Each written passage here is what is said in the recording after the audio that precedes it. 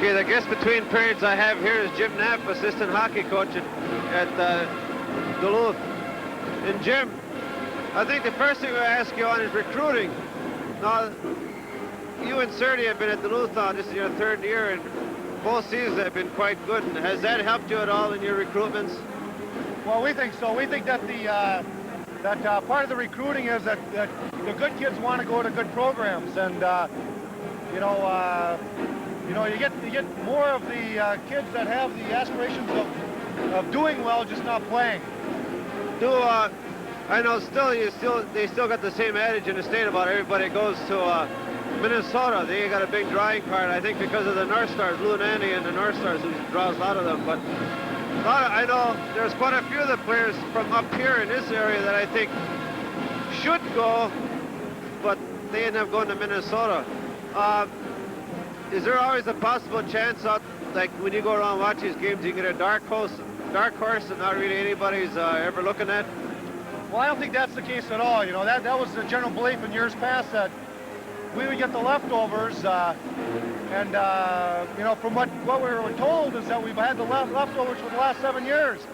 If that's the case, then how can we do so well against Minnesota and the other teams if we have leftovers? Yeah. We don't think we have leftovers. We think we have good hockey players, and players like in the past few years, like Jimmy Springer and Brian Johnson, and you know, these types of players. They were recruited by Minnesota and Wisconsin and North Dakota, and they came to Duluth, you know, and I think there's a reason that they come to Duluth, and they're close to home and they're representing northern Minnesota. How about this year now? You got a few slots to fill. During this game here, both you and Serdy have been to Hibbing quite a bit. Are there a few Hibbing kids that you look at, or is there still a secret, or? Well, they're no secret. I think every team, every college team has had representatives following Hibbing quite closely. There are not just one or two hockey players from the Hibbing team that could play Division I hockey. There are several, and you know, they're well disciplined and well coached, and they do a nice job, and you know, I think they have some very good qualities. I would imagine you also look in a player the quality of the coach, because you know the leadership that he learns from him. It's easier to coach a kid in college than.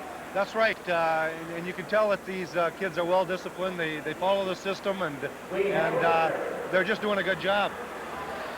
Okay, switching a little bit now to your team now. You've run at third base now. You're hitting home now, and you got 6 regular games going left.